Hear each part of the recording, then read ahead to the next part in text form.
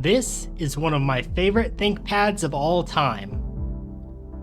I have been looking for a good deal on an X61 tablet for several months, and recently I finally found one on eBay for $21. I was taking a risk because it was being sold as is, but based on the pictures, the device seemed to be mostly complete, as opposed to other listings which were overpriced and had severe damage.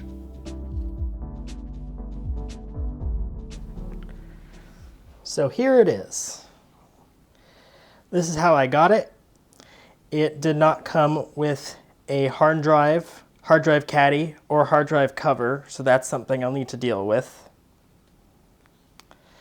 It looks pretty dirty, a little bit beat up on the outside, but not too terrible. On this side I see it didn't come with the pen, but as a professional hoarder, I already have extras, so that's good. Something I noticed is that when the battery moves around, it makes this clicking noise. Don't know if this is normal. Looking at the battery, I see it has the original Lenovo battery, so it's probably not going to work, at least not the battery. When I open it up, I could see that the screen is pretty dirty. It looks kind of nasty there. And I don't even really know if it works. I don't know if this is somehow damaged or has had water damage. I guess I'll find out when I turn it on. Looking at the keyboard, it looks kind of nasty. Oh, yeah, it looks like there's some nasty grunge around the track point. Ooh, that looks gross. Look, it's like all chunked up there. And you get to see all that in 4K glory. Moment of truth. I'm gonna see, does it do anything when I turn it on? I don't have a hard drive in there, so it's not gonna boot anything. But I just wanna see, does anything work? Seems like some of the lights turned on. It has the battery flashing icon, so the battery is probably bad, but let's see what happens when I turn it on. Okay, I do get the boot.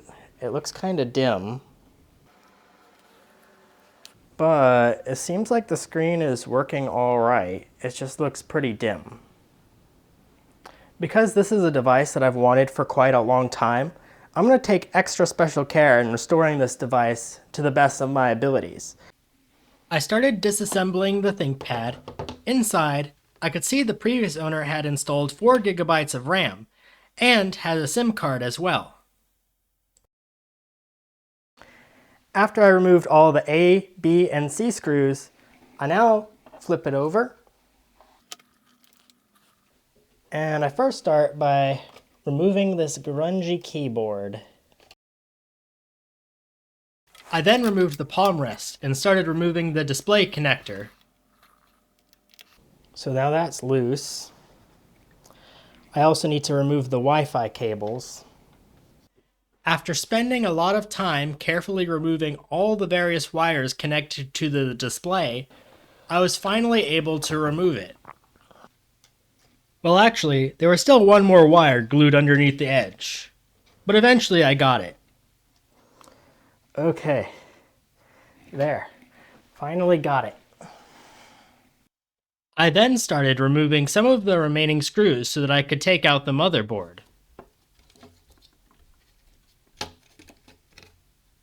Looking at the motherboard, I could see that it's not actually too terribly dirty, although there is a bit of nastiness inside the fan. I removed the heatsink and bent back the metal clips to get to the fan inside. I could see that there was quite a bit of hard dust caked to the fan, and little bits of dust in the heat fins. I tried dusting it off, but it was so hard that it would not come off easy. Instead, I tried putting the blades in water. I set that off to the side to dry. Then I dusted and vacuumed out the heat fins. I set that aside and also removed the old thermal paste from the CPU. Next, I started dusting off the bottom cover.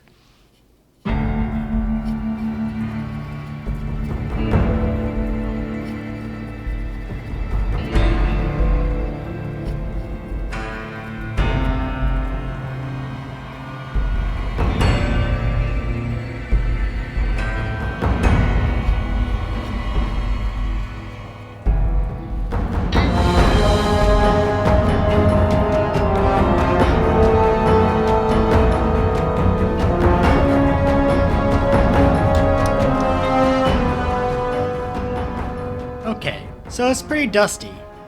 I decided the next thing I would do is get my vacuum cleaner and try to vacuum it out, and then getting the stubborn parts out with a cotton swab. Then I cleaned the other side with a magic eraser with a little bit of water. And then there's the keyboard. That was pretty nasty, and I spent quite a bit of time cleaning that up. When I took a vacuum to it, you could see a bunch of animal hairs sticking out. After that, I cleaned this, I cleaned the palm rest, I cleaned the battery, I cleaned the screen and back cover, yada yada yada. I bet you're tired of watching me clean. Now it's time for reassembly. First, I put a drop of machine oil on the fan bearings and I reassembled the heat sink. And then I attached the motherboard after I applied thermal paste. Reassembly was just as arduous and tedious as disassembly, so I won't make you watch that. Instead, I'll just cut to the finished product.